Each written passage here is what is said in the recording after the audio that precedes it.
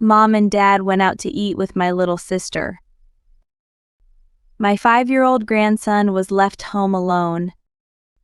On his birthday today, all that was in front of him was a small cake bought from the supermarket and a cup of noodles. Why does it have to be like this? Inside the cold room, there wasn't even any heating on. I hugged my grandson, whom I hadn't seen in a long time, tightly. Then, in my arms, he began to cry softly. They promised they'd cherish this child. I immediately took out my mobile phone and made a call to a certain place. As a result, they experienced what hell was like. I am Sherry, 62 years old, and I work as an insurance agent. I married in my 20s and was blessed with 2 children, but while they were growing up healthily, my husband passed away early due to illness. At that time, I was heartbroken over the loss of my husband and worried about the future of my young children, but I hid my tears and devoted myself to raising them without showing my sadness. Fortunately, both my son and daughter were almost never sick and were strong kids. My son Neil was a restless and mischievous child, while my daughter Paulina, who was 2 years younger, was quiet and gentle. The siblings grew up well together. However, I was a bit concerned about Neil's somewhat cunning behavior. When Neil broke a school window playing with friends during high school, I was called to the school, and he immediately told me with tears, I didn't do anything. However, it was later revealed by his friends' testimonies that Neil had been the instigator. There were also a few times he took money from my purse, and I was worried about his future. But Neil settled down and started working responsibly after getting a job, so I felt relieved. Paulina was also surprised, saying, I can't believe how well my brother is doing. Eventually, both Neil and Paulina got married and left home. While my daughter lived nearby and kept in touch frequently, Neil moved far enough away that it required a bullet train ride, and we hardly saw each other. I felt lonely at times but resigned myself to the idea that that's just how boys are. Nevertheless, I was overjoyed when grandchildren were born. Yet, a very shocking event occurred. Paulina died in a car accident. Overwhelmed with grief, my only joy was seeing my grandson grow up. However, Neil, despite such events, hardly ever contacted me. Unable to suppress my desire to see my adorable grandson, I continued to send presents on birthdays and Christmas. But even when I asked for his height to choose clothes, I received no response. Finally, during the summer holiday season, Neil brought my grandson to Basa to visit, but due to work constraints, the visit was brief. Feeling continuously avoided, I wondered if I had interfered too much with my grandson, causing my son and his wife to feel suffocated. Deciding to restrain myself, I refrained from initiating contact. From then on, I hardly saw my grandson. I endured my loneliness, but then I heard an unbelievable story from an acquaintance. They had moved to a location only a 30-minute drive from my house. Shocked, I confirmed with Neil, and he indeed had been living there for 2 years. Why didn't you tell me?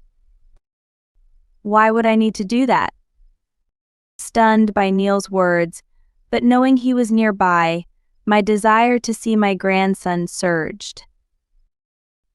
Hey, now that we're close, I'd like to visit. I want to see Doug. Despite Neil's reluctant voice, he reluctantly agreed when I insisted. Excited for a reunion with my grandson after such a long time, I went to Neil's house. Doug would be turning 5 in a few months, and I was sure he'd become quite the talker. But then, something even more surprising happened. What? When did you have another child? Turns out there was another grandchild, a granddaughter, in addition to my grandson. Stunned by this unexpected fact, I was utterly astonished.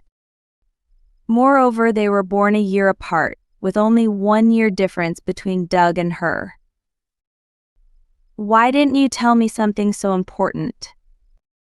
Do we really need to? I was surprised by the immediate response from my daughter-in-law, Sloane. After all, if you knew, you'd be contacting us all year round because that's what you do. That may be true, but it's just annoying. I was shocked by Sloane's dismissive words, wondering if I was really such a nuisance. But we are family. You're just in-laws, not my family. My son was smirking next to her. But since you've come, I will at least host you as a guest. I do take that seriously. Sloane said this as she served lunch, but it was clearly just microwaved frozen pilaf. I'm not saying frozen food is bad. But if this is what she calls hospitality, I wondered what they usually eat. Still, it was a meal with my 2 adorable grandchildren.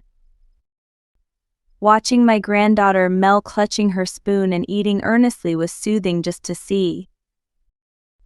Delicious, Mel said with a smile as she ate, while Doug was silently eating with his head down. Do you like pilaf too, Doug? My grandson nodded. At that moment, Mel accidentally knocked over a glass, and water splashed on Doug. Mel was startled and began to cry. It's okay, Mel, and you too, Doug, right? As I was about to wipe his clothes with a handkerchief. Doug, what are you doing? It's your fault this happened because you're clumsy. Suddenly, Sloane started scolding harshly. Doug didn't knock over the glass. Trying to intervene as it seemed too much for a small child, Sloane got even angrier. This is discipline. Don't interfere. At that moment, Doug flinched and covered his head, giving me a bad feeling. I had also noticed that while Mel had plump, healthy cheeks, her brother Doug looked unusually thin and pale. Are you eating properly every day, Doug? My question was met with fierce glares from both my daughter-in-law and son. What do you mean by that? Are you saying we're not feeding our children properly? I didn't mean it like that. Suddenly, my son handed me my bags and said, Please leave, dragging me to the entrance and closing the door before I could explain. Since then, my son hasn't answered my calls. But I couldn't forget the sight of my grandson. It worried me. About a month later, it was Doug's birthday. I was on a business trip near my son's house, so I decided to bring a cake and visit. I had already sent Doug a gift by mail since I might not see him, but since I was nearby, I desperately wanted to see his face. They might not like it, but I can just see how Doug and Mel are doing and then leave. However, when I arrived, the house of my son and his wife was eerily quiet. I thought possibly they were out shopping, but the living room lights were on. No one answered the doorbell, and on a whim I tried the door and it was unlocked. Is anyone here? Doug, are you there? It's Grandma. I felt it was wrong, but I entered and headed towards the living room, and there was my grandson Doug, sitting alone at the table. On the table was a small cake, apparently bought from the supermarket, and some instant noodles. Doug was eating the cake alone. Where are Mom and Dad? As I stood dumbfounded by the scene, Doug noticed me and turned around. Mom and Dad went out to eat with my sister. What? But today is Doug's birthday. He nodded slightly and looked down. How come is this happening? As I hugged my grandson tightly, he began to shed tears on my chest. It's my birthday, so everyone was going to eat out. But they told me to stay home because I have a cake. A discounted cake lay beside him, its discount sticker still attached. Can you really call this a celebration for a child's birthday? I immediately called Neil, but he didn't answer. The continuous ringing only fueled my anger. I made a clear promise back then to cherish this child. Were my son and his wife too immature for parenting? Feeling that I couldn't leave my beloved grandson in their care any longer, I took him to my home after leaving a note. After we arrived home, I put candles on a whole cake I had bought, and Doug's eyes sparkled. On the way home, I bought chicken and pizza, and we celebrated his 5th birthday together, smiling all the while. Then, as I was putting him to bed after a bath, he shared something shocking. I can't forgive this. Angered by what I heard, I made a phone call to a certain place. The next morning, Sloan called, although it had been quite a while since I left the note. Don't take Doug away on your own, return him immediately. Sloan was furious, and it wasn't possible to have a proper conversation. Still, I resisted to protect my grandson. How come would I return Doug to you? Don't you feel sorry for making him stay home alone on his birthday? What?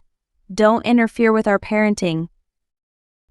She continued to rant, but I told her to come to my house in 3 days to talk, and hung up. On the agreed day, my son and his wife came to my house. As soon as they saw me, they started yelling, "Give the child back," but I couldn't simply comply with their demands. When I asked why they treated him that way, Sloan scoffed. It's obviously to raise him properly. But maybe the way that makes the child sad isn't right. How I discipline is none of your business. They refused to admit any wrongdoing. I decided to confront them with a fact. You promised to love and care for Doug, right? We are raising him properly. Properly? Then why did this happen? I presented them with a document. It was a medical report from when I took Doug to the hospital, stating suspected malnutrition. Aren't you failing to feed Doug properly? My once defiant son and his wife suddenly fell silent and looked away. He's picky and leaves his food even when we give it to him. Well, he finishes everything I give him at my house.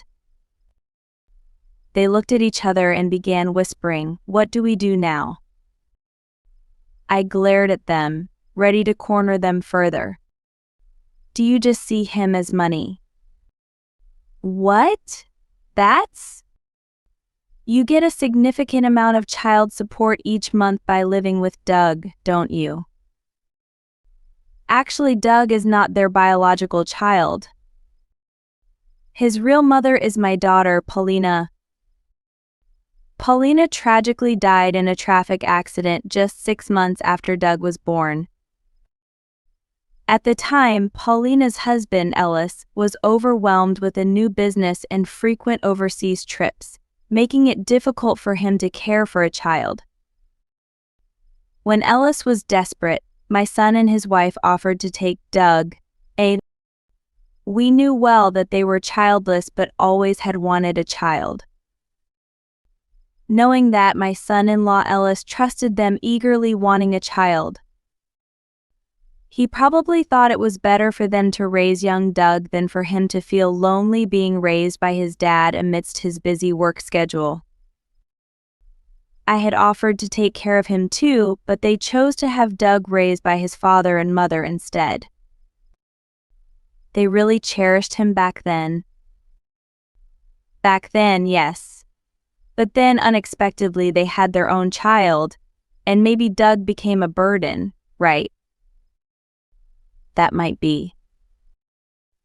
But you didn't want to let go of Doug because you were receiving a substantial amount of child support from Ellis each month. Right. It's not necessarily wrong to receive child support for raising someone else's child. However, the amount was extraordinary. Initially, the child support was about $500 to $600, but at their request, it gradually increased, and recently Ellis was paying over $2,000 per month. We can take as much as we want, right? We've raised Doug properly all this time. Sloane snapped back, with her husband Neil supporting. That's right. There's nothing to complain about. It's Ellis's fault for not being able to properly raise one child in the first place. I'm sorry for that, but I was reassured by the letters from my son, which only mentioned good things, but I was betrayed. The door to the next room opened, and Doug's real father, Ellis, came in. I had immediately contacted him after hearing about the terrible treatment from my grandson. He had been living overseas for work, but he came to America right away. Surprised by the unexpected appearance of him, my son and his wife were apparently shocked. But, we are raising him just as the letter said. You didn't feed Doug with proper meals and did other terrible things to him. I heard everything from him. You've been avoiding me for years to keep this from coming out, right? That's not true. He lies all the time. First of all, there's no proof. Rather, the content written in the letters should be the evidence. They still insisted they had been parenting properly. Those letters were written just as told. All of that is a lie. Doug, who I thought was upstairs, suddenly appeared. The room fell silent when he, usually quiet, suddenly raised his voice. I took out a notebook that I had been keeping from my grandson. This is a diary that Doug kept of everything you did to him. It's sufficient evidence. It was filled with entries about being ignored, verbally abused, and sometimes not receiving proper meals, which left him feeling frustrated. I couldn't stop my tears when I read it. Doug, I'm sorry I didn't realize anything. Ellis hugged Doug, who began to sob in his real father's arms. I can't leave him with you anymore. I'll raise my son. What about the child support? You won't get any. Neil and his wife paled instantly. That's going to be a problem. We relied on that money for a loan we took out. We won't be able to pay it now. What are you going to do about it? It turns out they were relying on the child support. Neil had quit his job, and they had been splurging on luxury brands and had accumulated debt. I'll give you Doug back, so keep paying us the child support. I will absolutely not pay. In fact, I will demand a full refund. What? They had also been asking for additional money frequently, claiming it was for Doug's lessons. My son and his wife repeatedly begged Ellis, asking him to reconsider, but he refused sternly. Then Neil and his wife suddenly turned to me. Please ask Ellis on our behalf. Otherwise, we won't be able to raise Mel either. They tried to get me on their side by bringing up their daughter, but I was completely disgusted. I've already consulted the police and child welfare services about what you did. You probably won't be able to raise Mel either. Why would you do that? Suddenly, Sloane stood up and lunged at me, but Ellis stopped her, although she continued to create a scene. Neil, by her side, began to cry, lying face down on the floor, saying it's over.